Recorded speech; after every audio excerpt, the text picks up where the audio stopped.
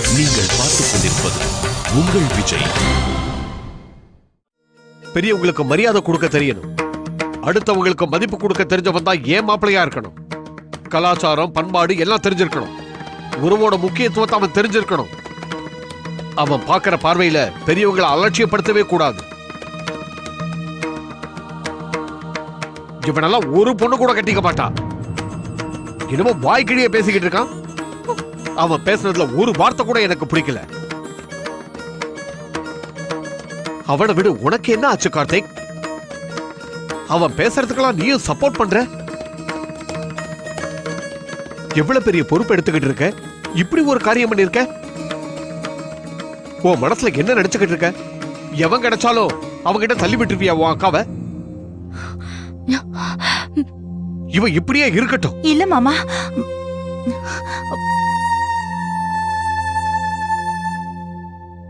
அப்படியெல்லாம் இல்ல. கார்த்திக் இதுக்காக ரொம்ப கஷ்டப்பட்டிருக்கான். அனுபவம் இல்ல, அதனாலதான் இப்படி.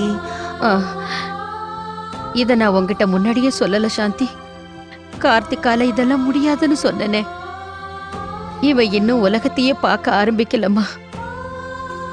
எல்லாரும் எவ்வளவு பெரிய விஷயத்தை இந்த சின்ன பையன் தலையில போட்டுட்டீங்க.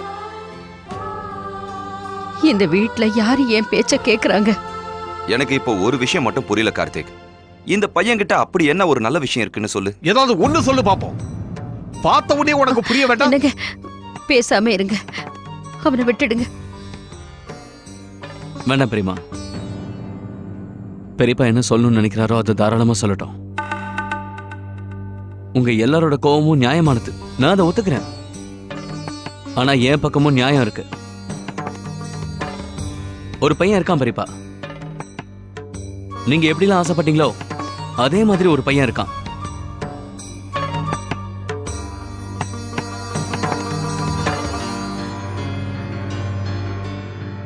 அவனோட குணத்தை நீங்க வேற யார்கிட்டையும் பார்க்க முடியாது. அவனை உங்க எல்லாருக்குமே ரொம்ப பிடிக்கும். ஆனா ஒரு தடவை மனசுல எதையுமே வச்சுக்காம நீங்க அவனை பார்க்கணும். மற்ற வரங்களை எப்படி பார்த்தீங்களோ அதே மாதிரி.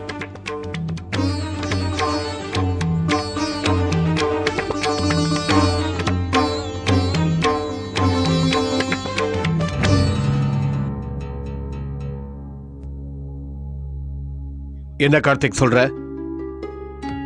யார் அந்த பையன்? யார பத்தி இப்ப நீ பேசிக்கிட்டு இருக்க? அந்த பையனை பத்தி இதுக்கு முன்னாடி நீயே என்கிட்ட சொல்லல?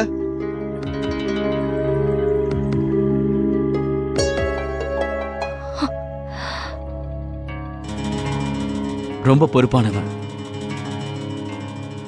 அமைதியானவன், மனசு சுத்தமா இருக்கிறவன். ஆனா உங்களுக்கு அந்த பையனை பிடிக்காதே.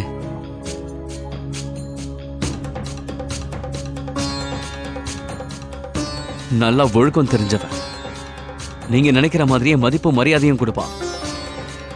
இந்த வீட்டு மான மரியாதை எல்லாத்தையுமே அவன் கட்டி காப்பான். ஆனா நிச்சயமா உங்களுக்கு அவனை பிடிக்காது. ஏன்?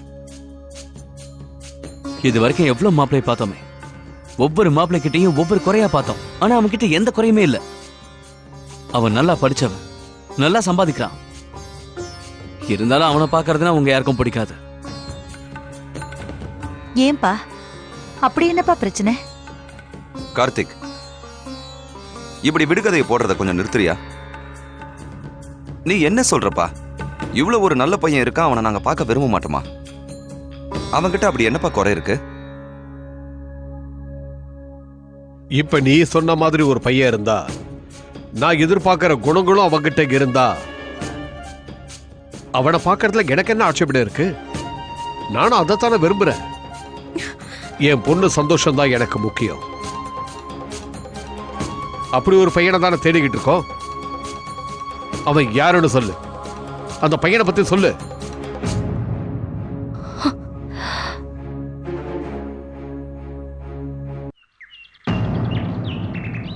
நீ என்ன சொல்ற சூர்யா? நீ பேசுறது எதுவுமே எனக்கு புரியல. நீ வெளியில வேற இடத்துல வேலை பார்க்க போறியா? என்ன பேச்சு பேசுற சூர்யா? உனக்கு எப்படி இப்படி ஒரு யோசனை வந்தது? நீ போய் வெளியில வேலை செய்றியா? யாருடா உனக்கு இந்த மாதிரி எல்லாம் சொல்லி கொடுக்கறது? நீ நீ விளையாட்டுக்கு பேசல சூர்யா. சூர்யா, இதோட விளைவை பத்தி யோசிச்சியா நீ? ஏதோ மனசுல பட்டதை பேசிட்டா. இங்க பாரு, நீ வெளியில போய் வேற இடத்துல வேலை செய்ய வேண்டிய அவசியம் என்னடா வந்துச்சு? அவசியம் இருக்குமா? ரொம்ப அவசியம் இருக்கு. ஏன்னா நான் எனக்கு தனியா ஏதாவது செய்யணும்னு ஆசைப்படுறேன்.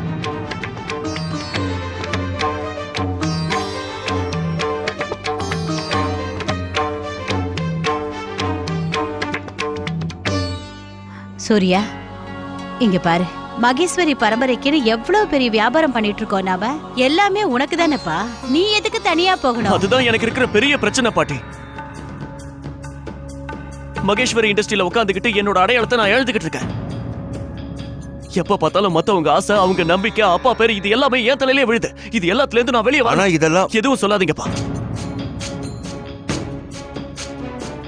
இது உங்களோட அடையாளம், என்னோடது இல்ல. நான் இதை பத்திரமா பாதுகாக்கணும், அவ்வளவுதான். நான் புதுசா ஏதாவது ஐடியா சொன்னா வேலைக்காகாது, சொதப்பிடுவேன்னு சொல்றீங்க.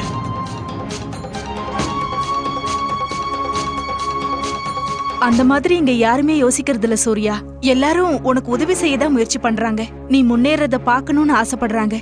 அப்ப சரி, நீங்க எல்லாரும் எனக்கு உதவி செய்யறதா இருந்தா என்ன இந்த வேலையை செய்ய விடுங்க ப்ளீஸ். நான் என் திறமையை வச்சு ஏதாவது சாதிக்கணும்னு ஆசைப்படுறேன். எனக்குன்னு ஒரு பேர் வேணும்னு நினைக்கிறேன். எனக்குன்னு உழைப்பு வேணும். எனக்குன்னு ஒரு தனி மரியாதை வேணும். நான் திறமையானவன் நிரூபிச்சாகணும். சூர்யா, இங்க உன்னுடைய திறமை மேல யாருக்குப்பா சந்தேகம் வந்து? எனக்கு திறமை இல்ல பாட்டி, திறமை இல்ல. ஆனா நான் சாதிக்கணும்னு நினைக்கிறேன். சின்ன சின்ன கனவுகள் இருக்கு. ஆனா இதெல்லாம் என்கிட்ட ஏன் பறிக்க நினைக்கிறீங்க? நீ ரொம்ப பெரிய பெரிய வார்த்தை பேசுற சூர்யா. நீ பேசுறதெல்லாம் கேட்கறதுக்கு வேணா நல்லா இருக்கலாம். ஆனா இதுக்கான அர்த்தத்தை புரிஞ்சுதான் பேசுறியா? நீ பேசுனதுக்கு அர்த்தம் என்னன்னு தெரியுமா? இனிமே எங்க கூட வேலை செய்ய உனக்கு விருப்பம் இல்லைங்கிறதான்.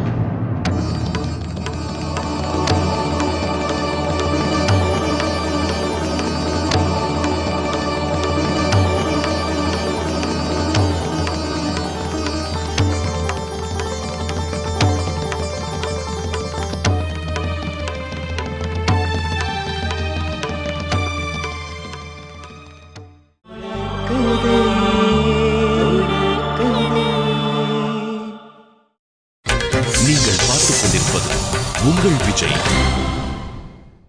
ஆனா அவனுக்கு ஒரே ஒரு குறை இருக்கு. அதனாலதான் அவனோட மத்த குணங்கள் எல்லாம் மறைஞ்சு போச்சு.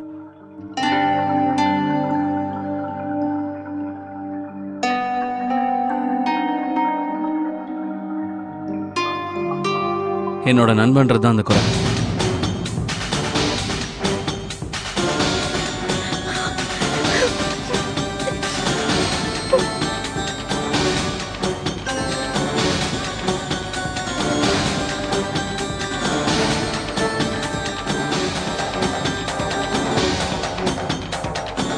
என்ன?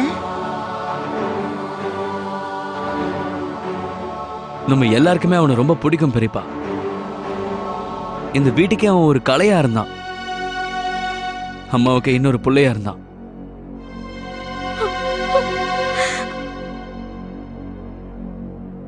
எவ்வளவு மதிப்பு, உங்க எல்லார் மேலேயும் எவ்வளவு மரியாதை வச்சிருந்தான் அவன்.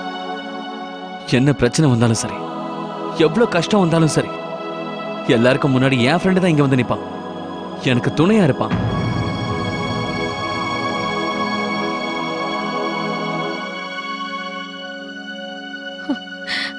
பெரியப்பா, இன்னைக்கு ஒரு அப்பா தன்னோட பொண்ணுக்கு சந்தோஷத்தை தவிர வேற எதையுமே எதிர்பார்க்கல. அப்படி இருக்கும்போது அக்காவை மோகனுக்கு ஏன் கொடுக்க கூடாது?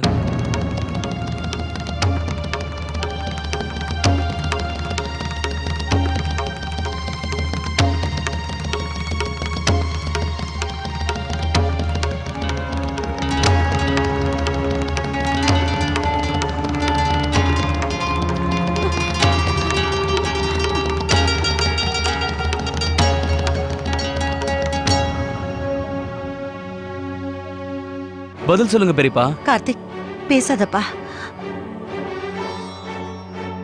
பெரியப்பா சொல்லுங்க பெரியப்பா. இந்த தடவை நான் கரெக்டான வரனை கொண்டு வந்திருக்கேன்ல?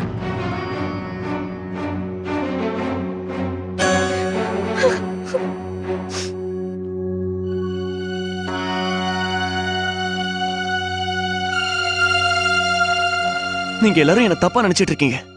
நீங்க எல்லாம் நான் பிரிஞ்சு போறேன்னு நினைக்கிறீங்க. ஆனா நான் அதை சுதந்திரமா நினைக்கிறேன். சாதாரணமா எல்லாருக்கும் கிடைக்கக்கூடிய ஒரு சுதந்திரம், தான் இஷ்டப்படி தான் வாழ்க்கையை வாழ நினைக்கிற சுதந்திரம். நான் ஆசைப்படுறதுல ஏதாவது தப்பு இருக்கா பாட்டி? எல்லாரும் ஒரே வழியில தான் போகணும்னு அவசியம் இல்லையே. தனியா கூட ஒரு எதிர்காலத்தை தேடிக்கலாம்ல. இப்படி எல்லாம் பேசாதடா. அம்மா ப்ளீஸ், என்ன இந்த தப்பை பண்ண விட்டுருக்க. இந்த தப்புக்கான பலனை நான் அனுபவிக்க விரும்புறேன். நான் ஆசைப்பட்ட வழியில போறேங்கிற சந்தோஷமாவது எனக்கு இருக்கட்டுமேமா, என்ன விட்டுருங்க. அம்மா, நீங்களே அதை அவனுக்கு சொல்லி புரிய வைங்க. இங்க பாரு ராதிகா, சூர்யா அவன் மனசுல இருக்கிறத சொல்லிட்டான். இப்ப நாம எல்லாரும் கொஞ்சம் அமைதியா இத பத்தி யோசிக்கணும். நாம புரிய வைக்கிறதுனாலயோ புத்தி சொல்றதுனாலயோ இவன் ஆசையை நம்ம மாத்த முடியாது. இவன் என்ன ஆசைப்படுறானோ அதுக்கு வேற வழிகளும் இருக்கு. இனிமே வேற எந்த வழியும் இல்ல பாட்டி. நான் இந்த வேலைக்கு போக தான் போறேன். போகணுங்கிற முடிவை நான் எடுத்துட்டேன்.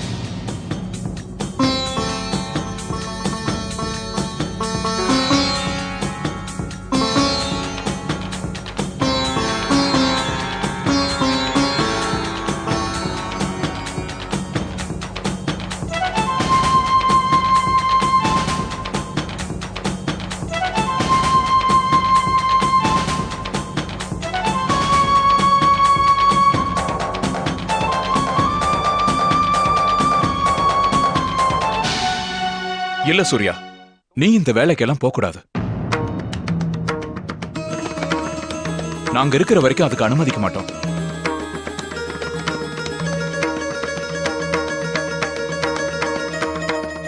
எதிர்பார்த்த இந்த வீட்ல நீங்க என்ன சொல்றீங்களோ அதுதான் நடக்கும்ல. உங்க இஷ்டப்படி தான் எல்லாம் நடக்கும். எனக்குன்னு எந்த ஆசையுமே இருக்க கூடாது இல்லையா?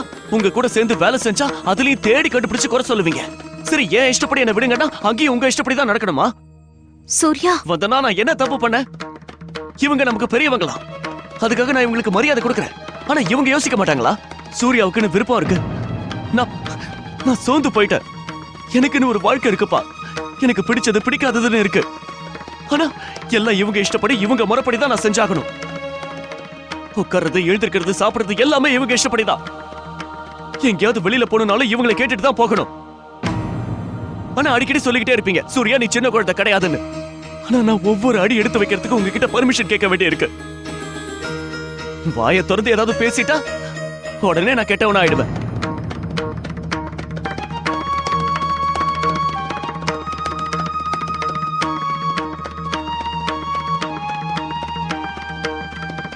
உன் மனசுக்குள்ள இவ்வளவு விஷயங்களை வச்சிருக்கியா சூர்யா? எங்களுக்கு இதெல்லாம் தெரியாமலே போயிடுச்சு. உன் மனசுக்குள்ள எங்க மேல இவ்வளவு கோவமா? நீ எப்போ எங்க போகணும்னு ஆசைப்பட்டியோ உடனே நாங்க அனுப்பி வச்சோம். அப்படிதானே வந்தா? ஆமாமா, நீங்க அனுப்பும் போது மட்டும்தான் எங்களால போக முடியும். அப்ப அதுக்கு என்ன அர்த்தம் சொல்லுங்க? உங்களால எனக்கு எவ்வளவு சுதந்திரம் கொடுக்க முடியுமோ அது மட்டும் தான் என்னால எடுத்துக்க முடியும் இல்லையா? ஆனா அதையும் நீங்க தான் முடிவு பண்ணுவீங்க. இதுக்கு பேர் விலங்கு இல்லாம வேற என்னமா? சூர்யா, இந்த மாதிரி நீ பாத்தீனா எல்லாமே உனக்கு தப்பா தான் படும். இது ஒரு குடும்பம்பா. இங்க எல்லாருமே இன்னை வரைக்கும் எல்லாருடைய சந்தோஷத்தையும் பார்த்துதான் வாழ்ந்துட்டு இருக்கோம். உங்க அம்மா, அப்பா, சித்தப்பா, சித்தி எல்லாரும்.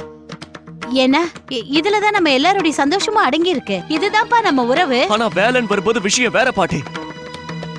செய்யற ஒவ்வொரு வேலையையும் நம்ம செய்யலாமா வேண்டாமான்னு கேட்டு கேட்டு செய்யும் போது அதுக்கு என்ன அர்த்தம்? அவங்களுக்கு நம்ம மேல நம்பிக்கை இல்லைன்னு தானே அர்த்தம்? சொல்லுங்க பாட்டி, சொல்லுங்கப்பா. நான் பொறுப்பில்லாதவன், உங்களுக்கு என் மேல நம்பிக்கையே கிடையாது, ரொம்ப அலட்சியமானவன். என்னை பத்தி நீங்க எப்படிதானே யோசிச்சு வச்சிருக்கீங்க?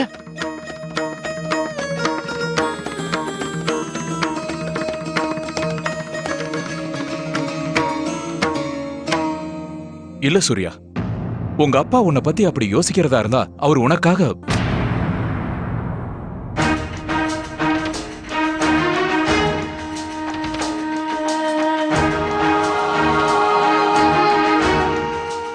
சித்தப்பா நான் வெளியில போய் வேலை செய்ய போறேன்.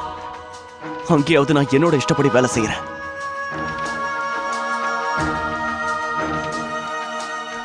நீங்க எல்லாரும் எனக்கு நல்லது நடக்கணும்னு நினைச்சா இந்த வேலையை செய்யறதுக்கு எனக்கு அனுமதி கொடுங்க.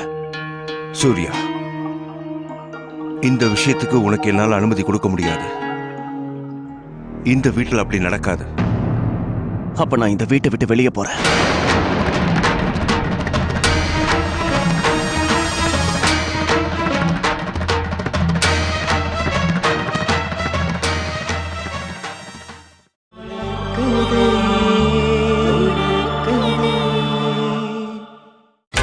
நீங்கள் பார்த்துக் கொண்டிருப்பது உங்கள் விஜய்.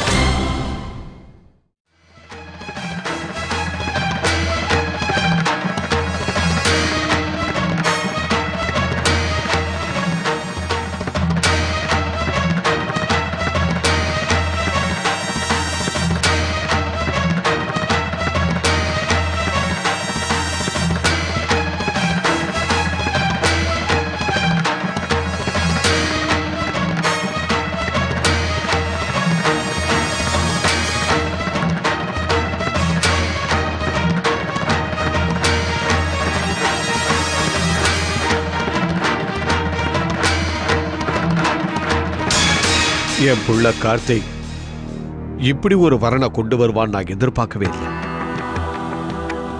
நான் உன்னை எவ்வளவு தப்பு செஞ்சாலும் மன்னிச்சு போனா போதுன்னு விட்டுருக்கேன். ஆனா இப்படி ஒரு தப்பை என்னால மன்னிக்கவே முடியாது.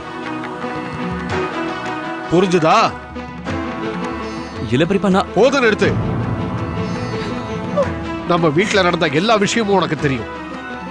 நீதான் வேண்டான்னு அவனை இந்த வீட்டை விட்டு வெளியே அனுப்புன. வெளியே அனுப்புறியா இல்லையா? இன்னைக்கு நீயே அவனுக்கு சிபாரிசு பண்ணிக்கிட்டு இருக்க. அப்படி என்ன தலையெழுத்து உனக்கு? நான் ஒரு பையனை வேண்டான்னு சொல்றேன்னா அதுல நியாயம் இருக்கும். என் பொண்ணை நான் ஒரு அவ்வளவோட வயசுல சின்னவனுக்கு கல்யாணம் பண்ணி கொடுப்பனா? அந்த பையனை நம்மளால ஏத்துக்க முடியுமா? என்ன மன்னிச்சிருங்க பெரியப்பா. நானும் உங்களை மாதிரியே மோகனை வெறுத்துக்கிட்டு தான் இருந்தேன். அவன் பேரை யாராவது சொன்னா கூட எனக்கு கோவம் வரும். நிறைய தடவை அவனை சந்திச்சிருக்கேன். ஆனா அவனை தெரிஞ்ச மாதிரி கூட என்னால காட்டிக்க பிடிக்கல.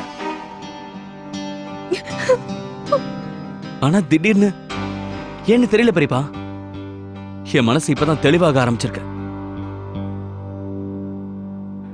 எனக்கு இப்பதான் ஒண்ணு புரிஞ்சுது. அவன் வயசுல வேணா அக்காவோட சின்னவனா இருக்கலாம். ஆனா மனசளவுல அவன் நம்ம எல்லாரை விடவும் பெரியவனா இருக்கான். நான் ரொம்ப கோவத்திலையும் வெறுப்புலையும் அப்ப வேண்டான்னு சொல்லிட்டேன். என்னோட நண்பன், என்னோட அக்கா, என் மனைவி எல்லார் மேலையும் நான் பழிய போட்டேன். இவங்க 3 பேருமா சேர்ந்து என்ன ஏமாத்திட்டாங்கன்னு நினைச்சுக்கிட்டு இருந்தேன். ஆனா உண்மை அது கிடையாது. இதுக்கு மேல நீ எதுவும் பேச வேண்டாம். அந்த வரனை பொறுத்த வரைக்கும் நான் என்னைக்கும் ஒத்துக்க மாட்டேன். ஒரு விஷயத்தை புரிஞ்சுக்கோ. ஏன் ஒத்துக்க மாட்டீங்க பெரியப்பா? ஒரே ஒரு முறை வெளியில இருந்து இந்த வரனை பத்தி யோசிங்க பெரியப்பா. அவன் என் ஃப்ரெண்ட்ன்ற விஷயத்தை தயவு செஞ்சு மறந்துடுங்க. இதுல மோகனோ இல்ல அக்காவோ யாரும் எந்த தப்ப பண்ணல. தப்பெல்லாம் நம்மளோடது. நாம தான் அவங்கள சரியா புரிஞ்சுக்கல பெரியப்பா. பெரியப்பா, கொஞ்சம் உங்க மனசை தொட்டு பார்த்து சொல்லுங்க. மோகனை தவிர அக்காவை சந்தோஷமா வச்சுக்க சத்தியமா வேற யாராலையும் முடியாது. அவனால மட்டும்தான் முடியும். சங்கரி பெரியமா அடிக்கடி சொல்லுவாங்க, அவங்க ஜோடி சேர்த்து வைக்கிறது இல்லையா, ஆண்டவன் தான் சேர்த்து வைக்கிறானா. அவங்க சந்திக்க வைக்கிறாங்க, அவ்வளவுதான். ஒருவேளை இந்த ஜோடியையும் ஆண்டவன் படைச்சிருக்கலாம்ல. நாம இவங்க 2 பேரையும் ஒன்னா சேர்க்கணும் பெரியப்பா.